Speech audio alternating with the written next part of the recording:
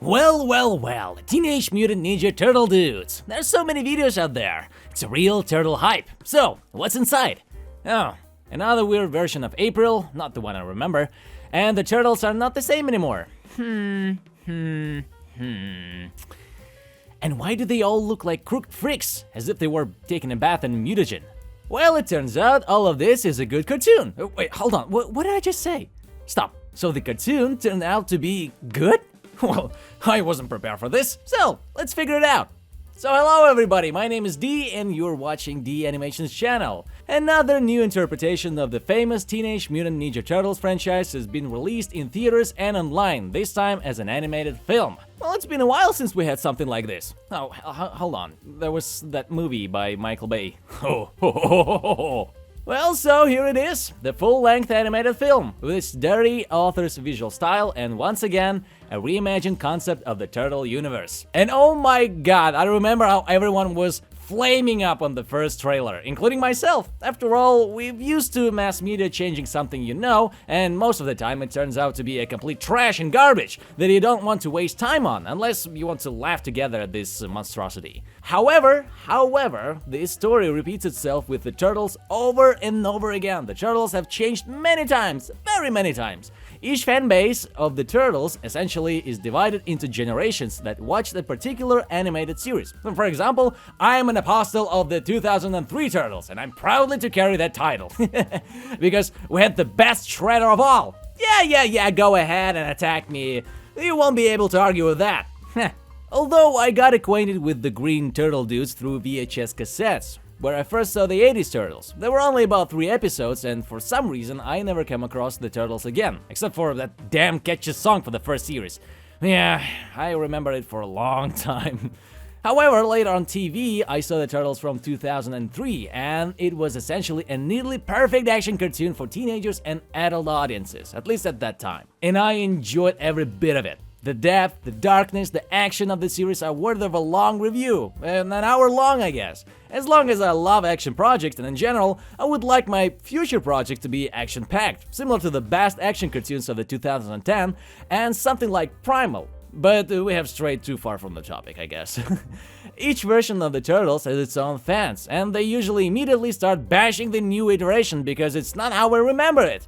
And so on, and I noticed that the more new iterations of the Turtles they are, the more they bash the new one. For example, when the latest Turtles, Rise of the Teenage Mutant Ninja Turtles came out, they were bashed so harshly that it's even sad for the show. Although it has some good moments, especially with its 2D animations. The finale with this apocalyptic invasion of cranks from other dimensions who crush everyone and everything, creating such a gloomy atmosphere and overall desperation made me believe that some heroes might actually die.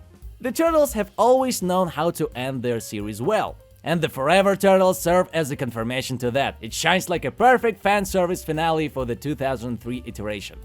There was even a time when there were anime turtles with mutastones and other anime powers. But now, a new version of the Turtles came out and it's immediately caught my attention with its visual style. And it's annoying that people say it's like Spider-Man Across the Spider-Verse with the whole multiverse thingy. Please stop talking about it, for crying out loud. Yeah, I know, Alberto Mielgo greatly influenced the Spider with his visual perspective. The Spider grabbing an Oscar and becoming the coolest anime movie of the year twice, and now we're waiting for the third film.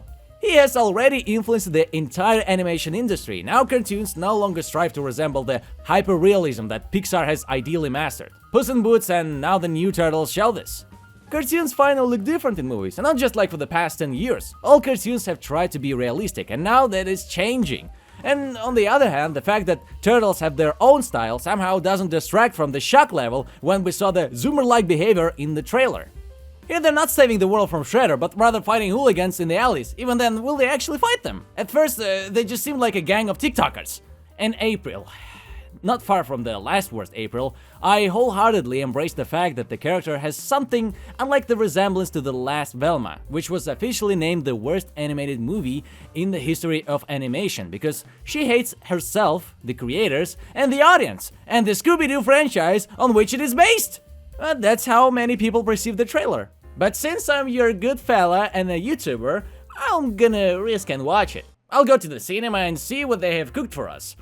And it doesn't matter that the movie has already been released online and you can calmly check it out yourselves. I just went to see it a while ago. Yeah, the movie has long been released online and you can calmly check it out, the Teenage Mutant Ninja Turtles Mutant Mayhem. Although the movie came out a long time ago and many have already discussed it, as a self-proclaimed fan of the Turtles, I believe that missing such a cartoon is not an option. No. After all, you just heard how many versions of the Turtles we had. And I know many people watched it, and some people hate it, some people praise it. I just want to see it for myself and see what's up, okay? And one of my main interests is to make sure that the movie is not bad because of, April O'Neil. God damn it, I understand that April looks similar to Velma, as many say, but I don't believe that the movie will be bad just because of her. After all, very few works can compare to the mediocrity and crappiness of Velma. It's literally a separate universe. And what became a surprising and pleasant discovery for many is that, yes, surprisingly, it is a really good, cozy, albeit with some changes in the Turtles canon, but it is a really good and even family-friendly version of the Teenage Mutant Ninja Turtles. In a way, it even brings a tear to my eye. Yeah. This animated film also proves that the Turtles can give us a really good stories even without the Shredder. Hold on. How can it be without me? Without the Shredder? I'm sorry, I was just late. Well, okay, whatever. Guess I'll be waiting for you in the scene after the credits. I'm sure you will, pal, but just, can you keep it quiet? I'm just in the middle of something, okay? Okay, now where was I? Yeah, either way, the newly changed canon of the Turtles' appearance does not negate their coolness. And yes, let's immediately note the elephant in the room. The movie is quite youthful. It's filled with references, even memes, and sometimes old nostalgic things. Come on, they constantly quote memes, anime, and other stuff. Come on, it's cool, right? However, I think it can also appeal to a more mature audience. Yeah, at the beginning they are wild, just as you would imagine a typical Zoomer. Master Splinter does not let them go outside because humans are bad and won't accept them because they are mutants.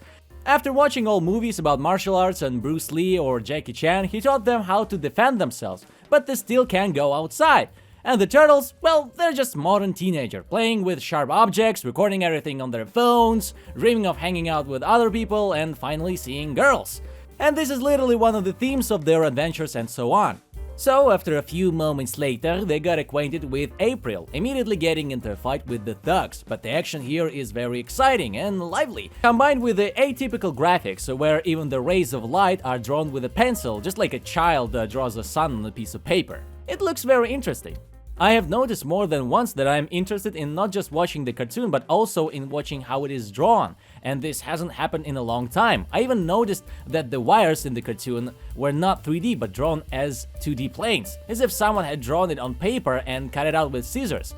My inner child for some reason was genuinely happy and curious about how this was possible, as I've gotten used to the fact that cartoons are so realistic that you can't never replicate it on paper. However, what I see here made me feel like playing with my inner child, who would love to just take a pencil in his hand and draw the cartoon he just saw in the theater. Even Spider-Man Across the Spider-Verse, which stands out with its graphics, didn't evoke such feelings in me. Yeah, that's interesting. I'm glad that cartoons now look different and not like parodies of Pixar. Realism is not bad, but after 10 or 20 years of the same thing every goddamn time in movies, you get a little tired of that. Now, regarding emotions, but most of them are related to the Turtles, accepting that they are different from the humans, but still wanting to hang out with them, and we all know how cruel people can be. That's what Splinter was trying to protect them from, and to do that, they decide to catch a local super thief, with April helping them record everything. Of course, like everyone else, I had a very negative attitude towards the April after the first trailer. In the end, she doesn't look like all the other Aprils, although they all differ a little from each other. And it doesn't matter that everyone hates each new April. I boldly declare that this April is much better character with a story, motivation, and other seemingly banal things for the character, but in fact, she is much better than the previous April. The previous one was most uninteresting variation of April and much more like a boomer than this April. Here, there are emotions, drama, and righteous emotions with which she proves to people that the Turtles are good, leading to the whole of New York helping the Turtles and other characters defeat the villain. Although, to be fair, I must say that this April tried very hard to be as terrible as the previous one. Just look at her, what do you see? This is disgusting, right? They spent almost 2 minutes on a joke of her vomiting on the screen.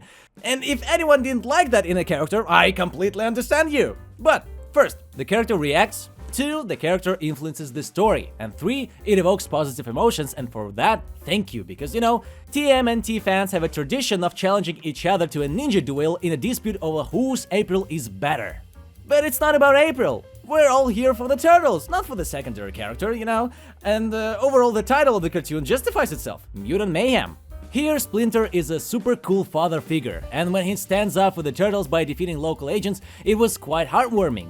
The turtles themselves are the real gems of the movie. They grow as characters quite quickly, but logically. They discover something new in themselves and set new goals, and overall, they feel authentic, especially considering that they are teenagers. So the level of violence here is sufficient.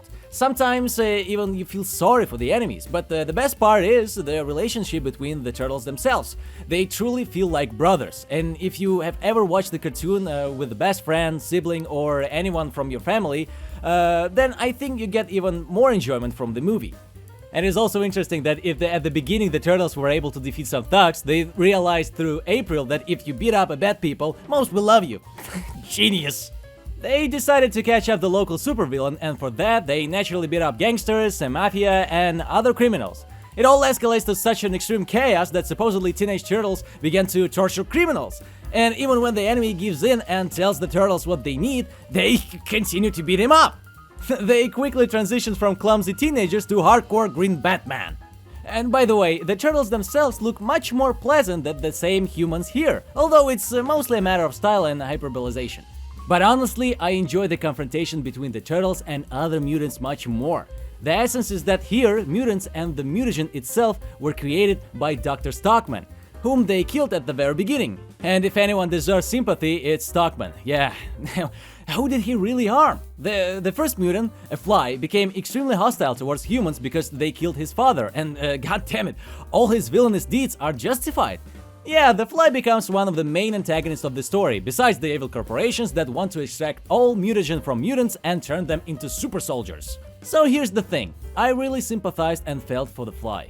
I understood his motives, and moreover, unlike the other characters in this whole movie, he suffered the most. Yes, most mutants were victims of misunderstanding or non-acceptance from humans, but it was the Fly who loved his father. He saw him being killed. He felt despair much more than any other character in this animated film, but the movie didn't try to focus on that at all. He was just easily thrown away, disposed of in the final fight, with no sympathy from the other mutants or his stolen family, whom he took when they were still in the test tubes. They grew up together in various dumps, but of course, when they wanted to approach humans, they were scared and attacked. And the eldest, the Fly, couldn't allow his family to be mistreated. So he started quietly attacking humans. He even came up with a plan to eliminate all humans on the planet. At the beginning, they didn't even fight the turtles, as they realized that the turtles were also mutants, possibly brothers or cousins since they shared the same mutagen from Uncle Stockman. I was pleasantly surprised to see them having fun together because there were few mutants. However, our turtles managed to befriend April and realized that not all humans are bad. Some are just scared and don't know how to react. They discussed this with April while sitting and eating pizza, and I assure you, in a normal conversation with food, you can come to a mutual understanding, even if you're a mutant and other person is a human. Elf, gnome, it doesn't matter in principle. But the conflict between turtles and these mutants intensifies, tearing them apart. However, they decide to resolve everything peacefully, and even other mutants join their side. No one wants to kill and slaughter everyone, but the Fly remains on his own, and it surprised me that the turtles and Splinter, who is like a drunken father figure, and the other mutants tried to stop him. In a twist of fate, they accidentally throw him into a pit of mutagen, turning him into a giant mutant Godzilla. Chaos and destruction ensue throughout the New York, and people start saying that mutants are monsters and villains. But April, knowing how good our guys are, bursts into the news studio and convinces people through constant speeches that mutants are fighting for humans. And then both mutants and humans, as if in a fairy tale, come together and defeat Godzilla using anime-inspired tactics, like the attacks from Attack on Titan. And I'm not even kidding, it's a plot twist because Donnie watched a lot of anime and knows how to defeat giant dudes and so on. And here they defeated Godzilla, but why did no one mourn for the Fly? Everyone was like, hooray, we got him, we won! And both humans and monsters respected them and even went to school. But the Fly, it fought for his family, it fought trying to save them from a cruel world. Yes, it was stubborn, but if you're a family, why didn't anyone say anything at all? Like, it was totally fine to kill your stubborn older brother. Yeah, go ahead. That's the only part of the movie that makes me sad. The fact that the fly lost his mind from hatred towards humans, but it's not really its fault on a global scale. But no, everyone couldn't care less. Other than that, if you overlook this flaw that for some reason only I noticed and voiced, so this animated film is really family friendly and good, with an interesting visual presentation. It's definitely worth watching with your friends or family. I would have never believed that I would say this, but I really like these turtles. They evoke a lot of positive and kind emotions in me, which many of us have been liking for a long time. I don't know if the movie will pay off, but I hope there will be a sequel, and Shredder didn't come to stand in these post-credit scenes for nothing. God damn it! Oh boy, he's pissed now. So, thank you all for watching this video. If you like it, hit the like button and subscribe to my channel. There's a lot of good stuff around here. And I'll see you all in the next one.